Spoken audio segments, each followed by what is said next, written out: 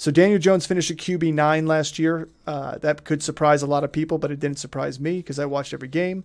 He's going QB14 this year, 108th overall. He had for 3,200 yards, 15 touchdowns.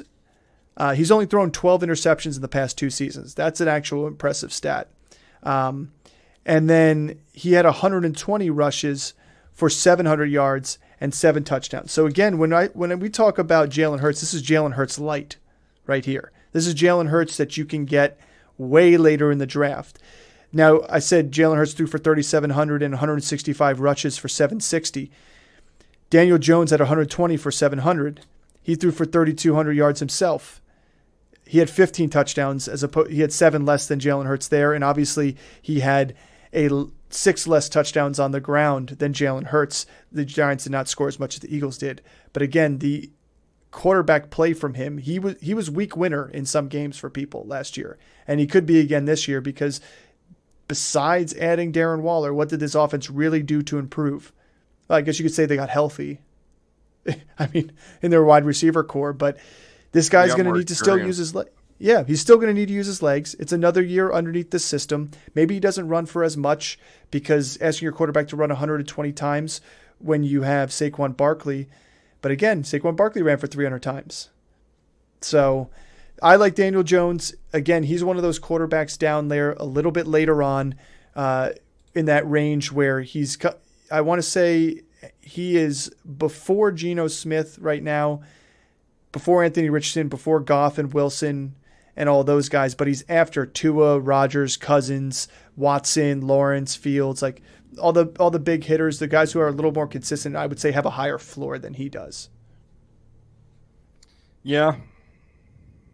I mean, I know you love to talk shit about my teams all the time. But that being said, like, and honest opinion, is Daniel Jones a guy that if you punted the QB position and Aaron Rodgers and all those guys are there, is Daniel Jones a guy you are going to take as one of your 2 QBs? No. Yeah. I would. Listen, I get the running upside. I just don't trust the passing upside. And when you're going against teams that are, again, they're playing a really tough schedule this year. This is not an easy schedule. Those close games where they might have won last year, they're going to be in tougher defenses that are going to stuff the run, and it's going to make Daniel Jones have to pass the ball. And it's something we haven't seen from him yet on his efficiency being up. Now, I do like his building up off last year. I know his touchdown numbers were low last year in terms of passing touchdowns. Yeah. But he cut back on interceptions, which I really like. And I think if he continues that path, he's got to, like, in order for me to see him have value there, like, he's got to be throwing 25 touchdowns. Yeah.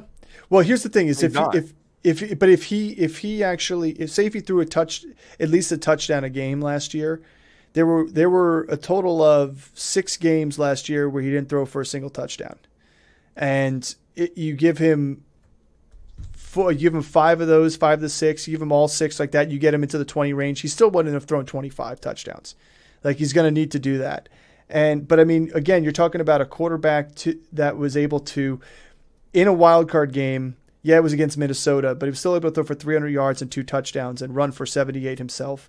He ended up being in that wild card game was QB3, but obviously less quarterbacks there. But he still was QB2 in a 40-point game against Indy. He had a 30-point game against Jacksonville. They had a much easier quarterback schedule last year, and this quarterback schedule this year is not. It's not going to be. It's not going to be the same thing. It's not a walk in the park. So when I originally thought going this season, it's like, man, they're going to try and dial back Daniel Jones's rushing, and try. And this is where I could see Saquon getting more rushes. And then I looked at the schedule, and I said to myself, he's just going to have to run. It's not like they're going to plan the runs. Like, yeah, they're going to put him in there, but he's going to have to scramble and he's going to have to run. And he's faster than people think he is because he's facing some really good defensive pass rushes. He's facing some really good coverage corners that there's going to be coverage sacks because of plenty of them. Well, that's my point. It's not like they're going to blitz him and get pressure. Like, these teams can rush 4 and get pressure after him. So he's going to not have to beat them with his legs. He's going to have to beat them with his arm. And have you seen enough out of Daniel Jones to trust that? And my opinion is no, I haven't. And I don't, I don't think that they brought a lot of, besides Darren Waller, I think that they have a piecemeal of weapons here. Well, Paris Campbell, I thought that was a good Piecemeal. Yeah, that's true. I mean, anything's better than Kenny Galladay, right? Yes, dude. Yes. I mean, the fact that we were rolling out Kenny Galladay and Kadarius I'd rather Toney. take Plax with a bullet in his leg. Yeah. Well, I mean, here's the thing for Daniel Jones, and before we move on, because I do want to talk about the receivers here, because that's going to be probably the meat of it, because people are going to wonder, like, well, the Giants, besides Daniel Jones or Saquon, and Waller, who could I draft? And we'll talk about that. But Daniel Jones, they were 25th in attempts last year. I don't see them being 25th again this year. They're not going to be able to sustain that and win ball games and run the clock out in games where the quality of their opponent has gone up and they're going to have to pass the ball. So they can move themselves up into that like 18th in attempts. And if they do that, Daniel Jones should throw for 3,700 yards. He should throw for 20-something touchdowns. Like it should happen. My question is, do you trust him to do that? Yeah, I do. I don't trust. It's not that Jones is not the guy that I'm trusting, because obviously we wouldn't be talking about are we going to draft him or not if this guy was a massive high caliber. If he was really the 6th overall pick quality caliber, which I don't think he was.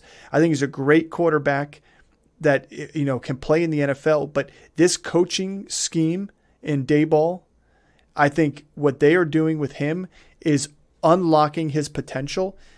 But he doesn't have the ceiling that Josh Allen has, I don't think, at all. And I don't think he obviously doesn't have the weapons and stuff here either. But that being said, I think you could see him flirting with 4,000 yards. It's the touchdowns that this team concerns me with. It's just scoring the touchdowns.